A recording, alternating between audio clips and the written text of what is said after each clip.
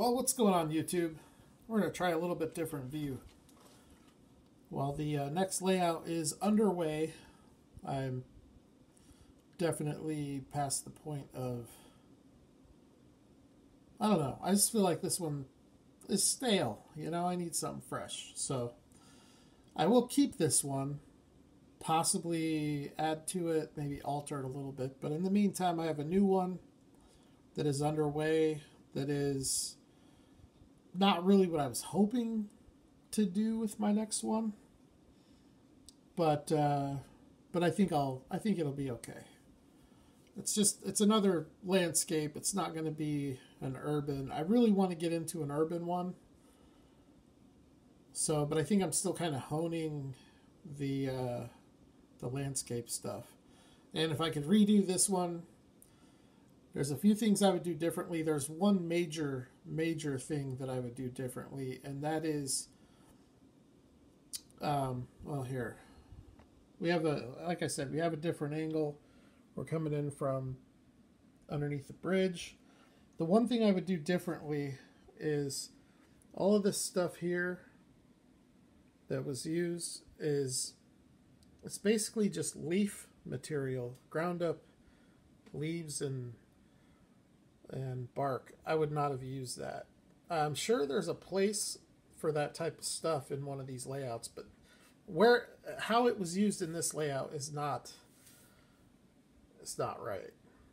I should have sifted it. Had it been sifted into a fine material, which part of it is, like you can see some of this is the sifted fine stuff. That's what it should have been. But these little chunks that came out in rectangular and triangular shapes and sticks shouldn't have been used, but oh well. I don't know how that grass is growing without sunlight. Kind of interesting, huh? Kind of weird looking at it from this angle.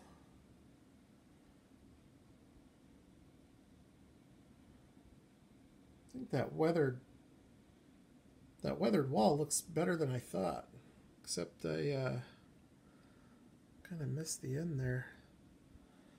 Then this wall over here,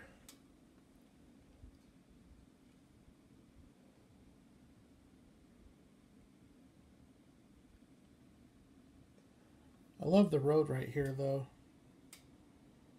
I think that effect is just perfect. It's like a little wavy effect. It's just so lifelike, I think, and it just happened by pure accident.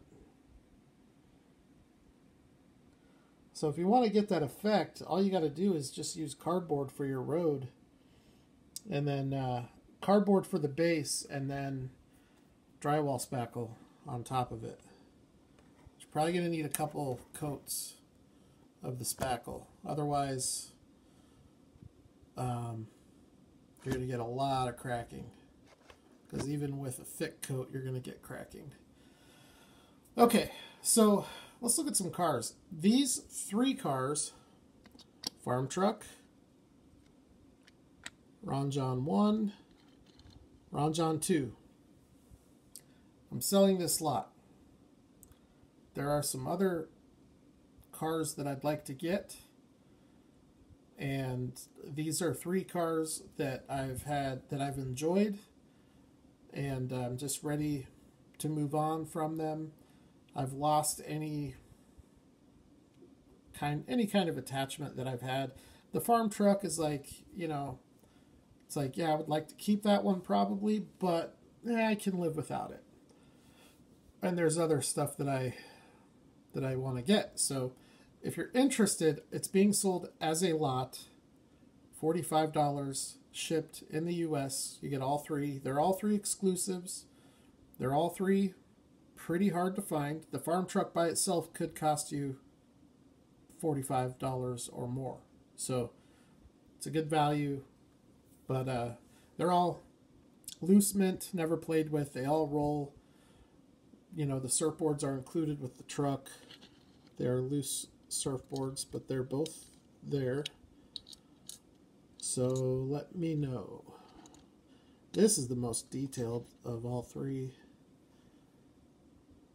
which is saying something because there's some really good detail on all three of those vehicles. But I got to get into these cars or we're not going to have time. I got quite a few out to look at, so I may just have to be selective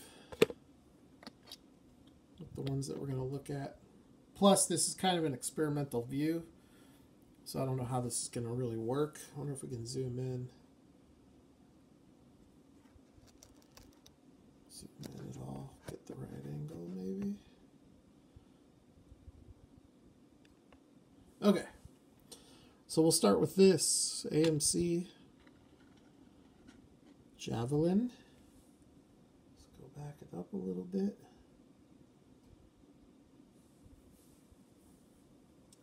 This is a Greenlight Muscle release. I don't recall which series it came out of. But in the 4 or 5 years I've been collecting, this is the first time that we've seen this casting in a civilian deco outside of the Black Bandit. I think there was one or two, I think they were like hobby exclusive releases. But I don't know. I just like this deco because it's a nice factory color. There used to be a dude that lived near my old work that had one of these. Same exact car, same color. Had the same white stripes up on the hood. So that was pretty awesome. One thing I've noticed living in Arizona, you see a lot more classic cars and exotic cars here than you did in Colorado. A lot more. It's like probably a 10 or 15 to 1 ratio. But it makes sense, you know, the weather here is a lot better. So, anyways, I don't know if I like this view for this. Let's see if I can maybe tidy this up a little bit.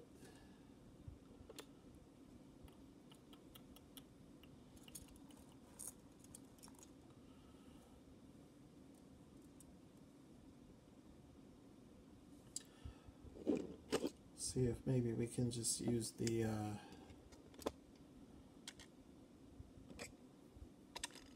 bridge.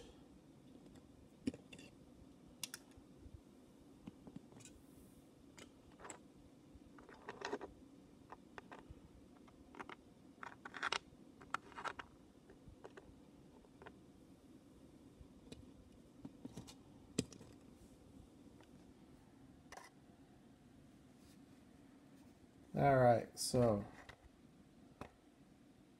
here's a look at that Eno 64 Honda Civic after it's been put away for a couple weeks. Feel like I might have ruined it by doing the decals. So really the only thing you can do at that point is put it away for a while till you forget about it and then take it out and take another look at it. And you can definitely see the decal imperfections. But I think it's still a really nice looking car. And the decals are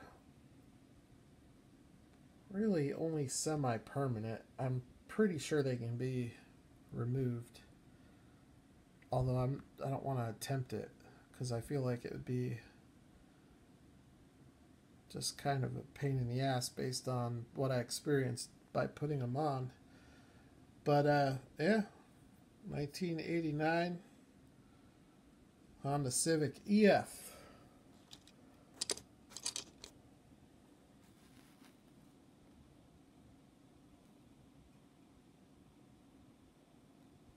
Great amount of detail. It's a great scale.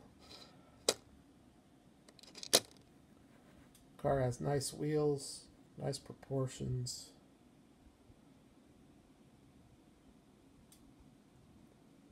Yeah, that's probably a good view right there.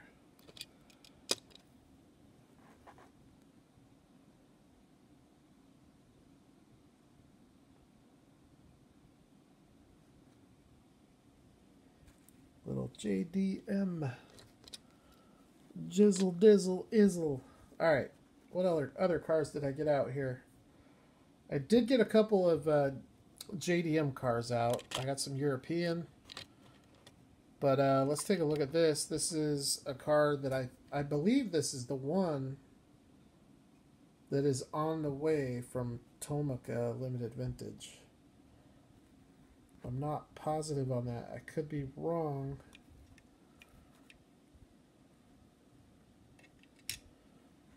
So we can get it in some better light here. It's kind of a weird casting, I feel like. I feel like it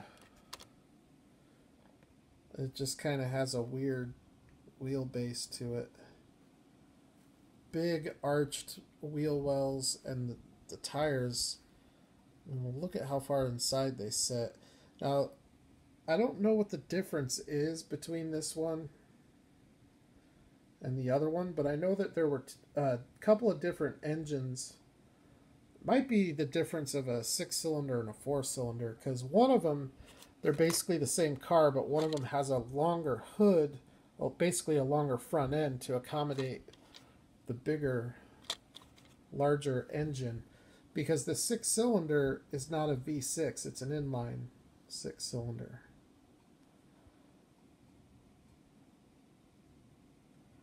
And this is a Konami casting, so with Konami you do get transparent lens headlights and taillights. You've got that vintage Nissan grille, that vintage Nissan logo, and all in all, I think a pretty cool little car.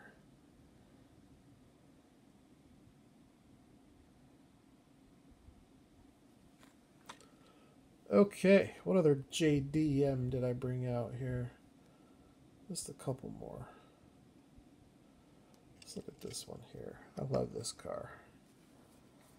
Aoshima Mazda RX-3. Very nice detail on this little rotary special here.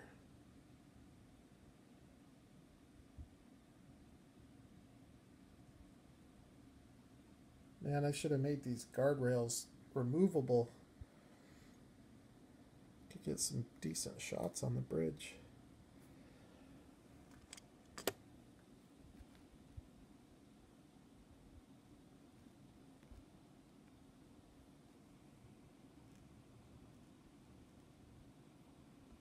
I've shown this one a bunch of times. It probably shouldn't be shown in any more videos. It's got plenty of FaceTime.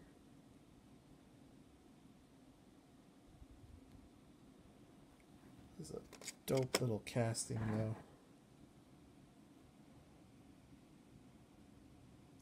Aoshima, you know, some of their cars I really don't like, and then other cars I love. This car I happen to love. Look at that silhouette. It's nicely customized, but not overly done like a lot of them. A lot of them are just way too flamboyant for me. This one is just barely, you know, this stops just short of crossing the line, which is what I would prefer. And then another JDM car from Aoshima. This little Toyota. Shown this one quite a few times, but not nearly as much as I've shown the Mazda.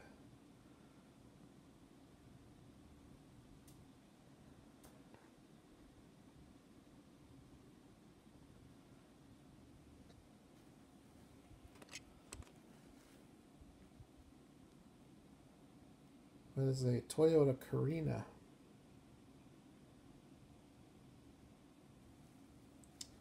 And I'm not 100% sure on what year. There is a little bit of lean to it. But you know, it has a screwed on base, so I should probably take the base off to see if I could fix that. It's not a terrible amount of lean, but it's just enough.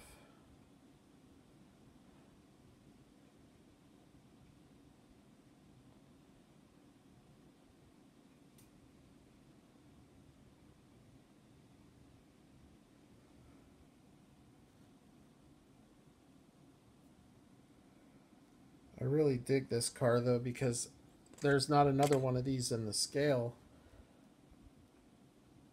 Tomica might have done it at some point, but it doesn't. If they did, I promise you it doesn't have this level of detail, because Tomica Limited Vintage didn't do this car. Now the RX-3, there are others. Kyosho did a really nice one of those.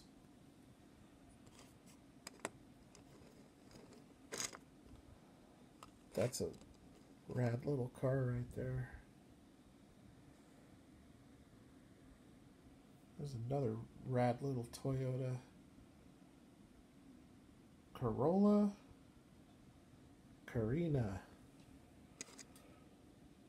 Alright, so that wraps up the JDM part of the video. So now, well, no, one more. You've all seen this one a bunch of times, but it's the Land Cruiser truck from Johnny Lightning. Wheel swapped. That's why the spare is a different color, totally different wheel. These wheels and tires on this came from the Warlock.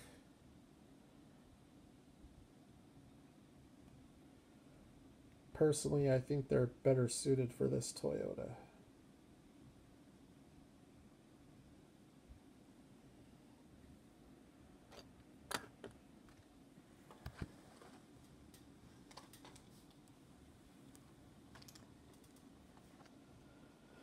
It'll be interesting to see when the new toolings come out of this. I really look forward to that. I'll have to grab those. It's going to be a really nice Gulf livery and a nice TRD livery.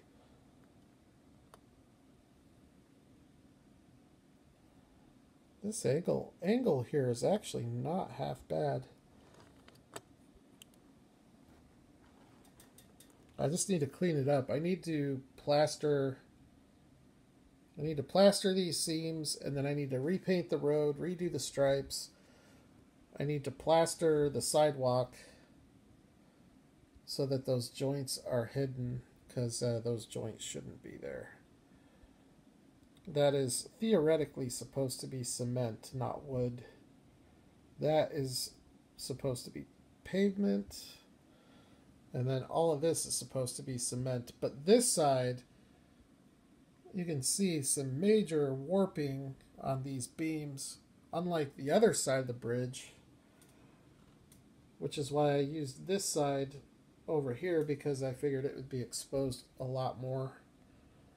Plus, the weathering job that I did on this side is way worse, I think. But whatever. At some point, though, I do need to close these off. I was waiting because I was going to put some lighting underneath it, but I did get some LED lighting, and I don't think it's going to make any kind of difference. You know, from this angle it might, but from the other angle that I normally shoot the videos at, I don't think it'll make any difference. All right, so got a couple American models here, and then we'll get into the European stuff. This is a Greenlight Jeep Wrangler. Looking good on the overpass.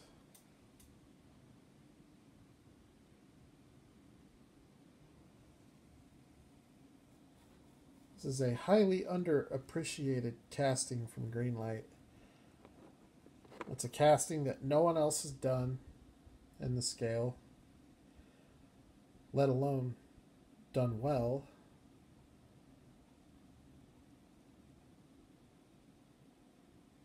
I think it's one of their nicest, most realistic looking replicas in the 1/64 lineup. Those prototypical wheels just look so killer. Plus you get the Goodyear Wrangler tires. This is the Rio Grande package.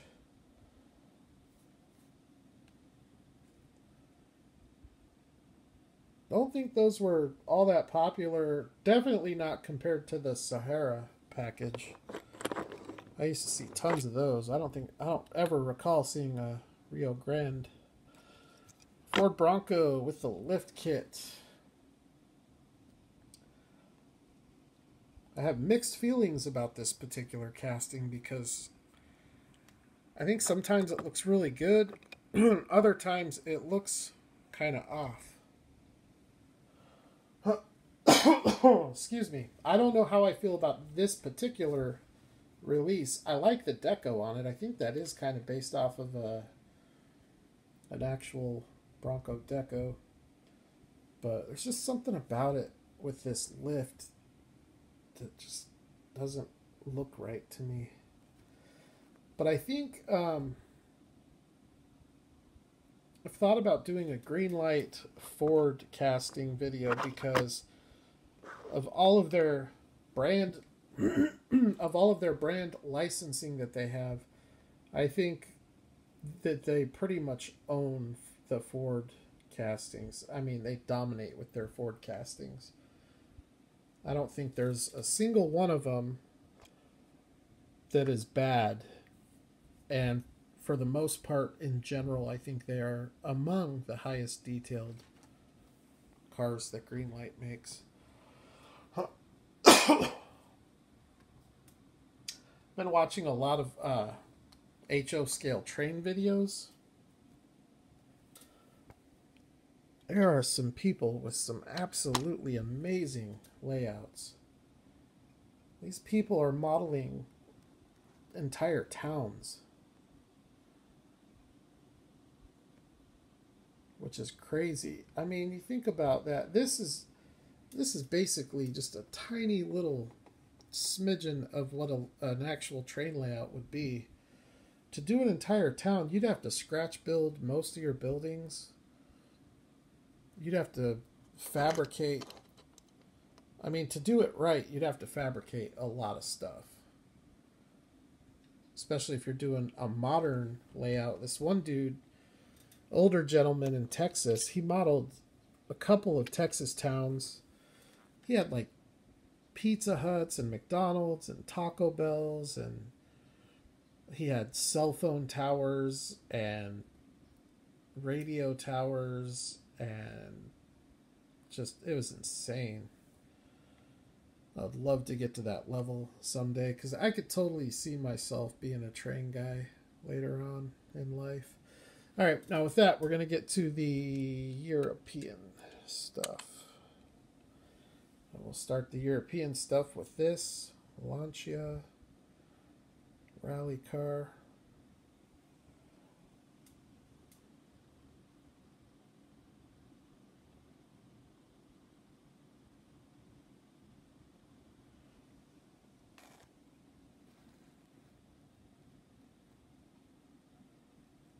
Another thing too that, like, in this guy's videos, I don't remember what his moniker was, or else I'd tell you, but some of the cars that he had on his layout looked like they needed to be in my collection, but they're cars. Like, he had like a mid-'80s Caprice, super highly detailed. So there's got to be somebody out there in HO scale that is making G-body sedans in high detail. Because, I mean, it looked like, from the camera angles that I saw it at, it looked Auto World quality. It was very, very highly detailed. Saw another one. Someone had a square body Suburban. Same thing. Super highly detailed.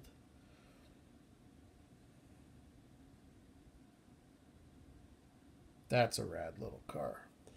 Okay, another European. Let's do this Audi A4.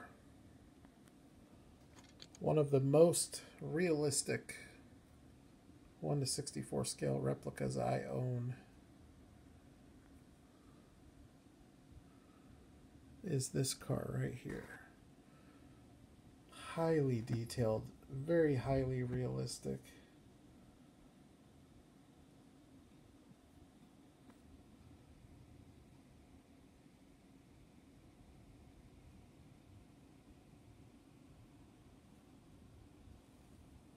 This is an Audi A4 for your viewing pleasure.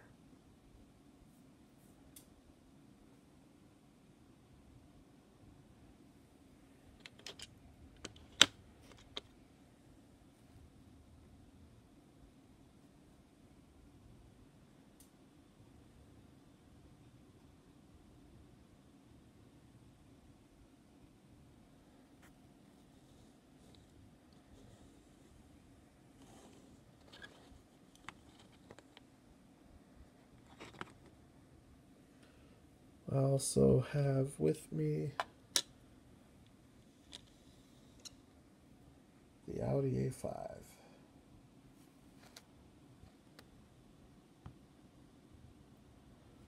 So the A4 in light blue, 4-door sedan, and the A5 here in white, the 2-door coupe.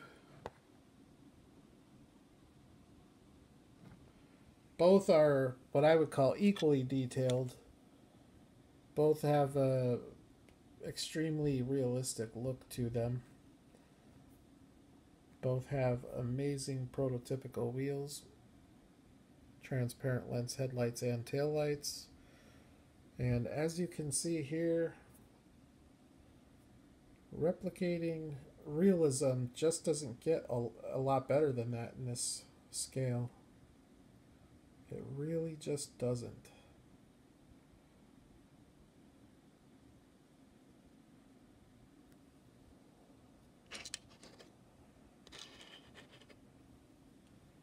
Not too much fancy about this car, you know.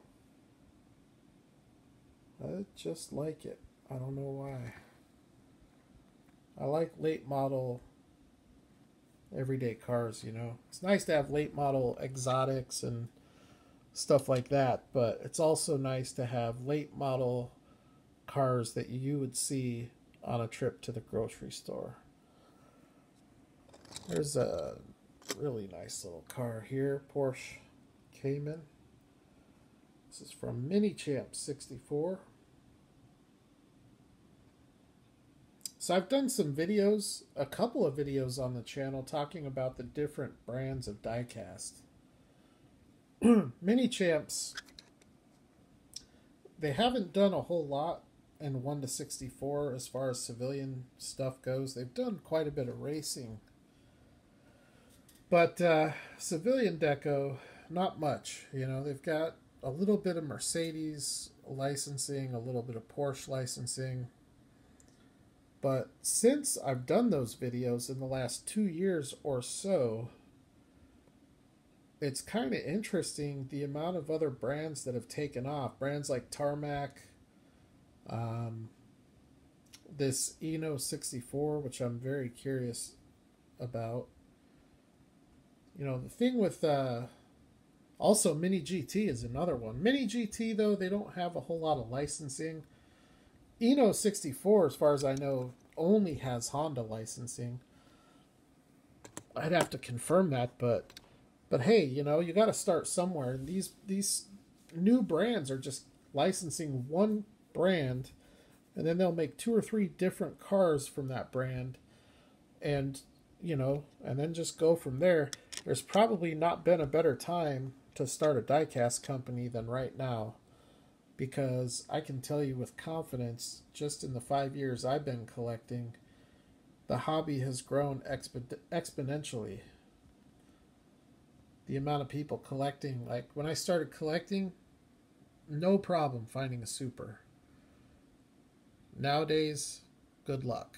You know, chase cars in the wild, you have to know when the truck is coming in to have any kind of chance.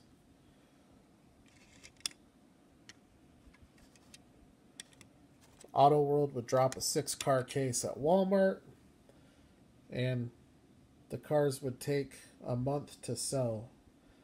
Now it's like the first diecast collector that gets there buys all of them. So I would imagine as a diecast startup, this is probably the best time to do it, especially if you have a decent looking car, which Eno 64 definitely has with the Civics that they have.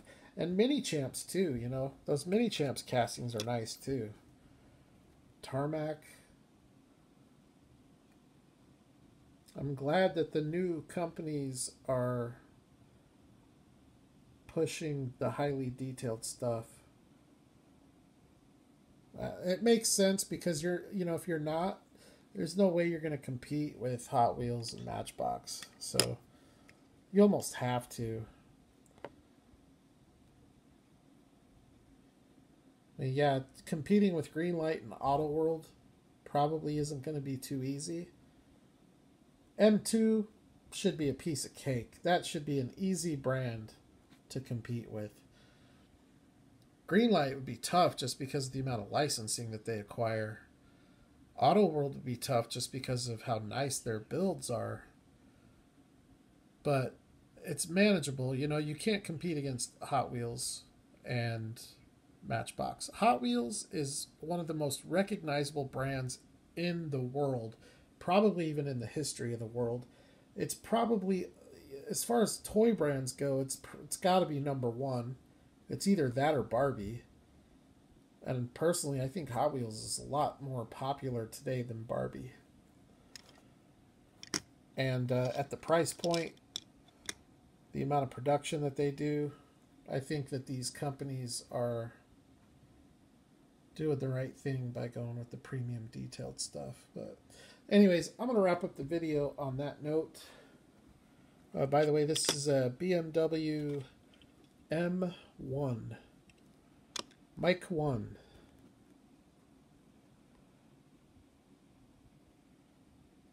So I've gotten in the habit of using the military alphabet for work. Almost have all of it. Actually, I might have all of it at this point.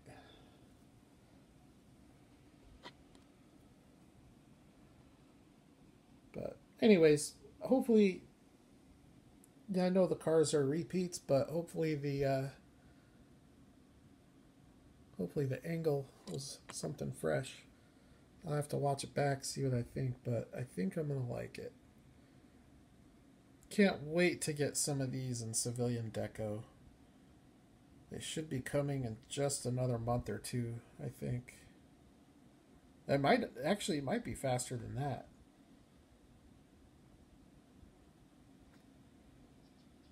Great looking car. And then this angle here.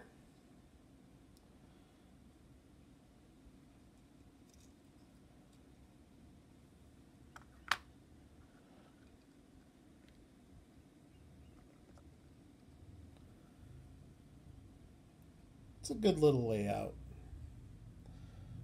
But I am excited about the next one. This one needs more stuff, though. It needs, you know what it really needs is some graffiti. It needs some graffiti. But, alright everyone. Thank you for checking out this video.